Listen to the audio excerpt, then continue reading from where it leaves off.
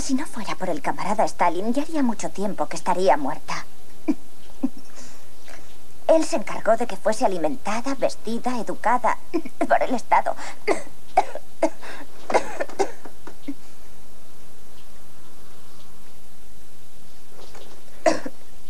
Lo siento, no la había visto.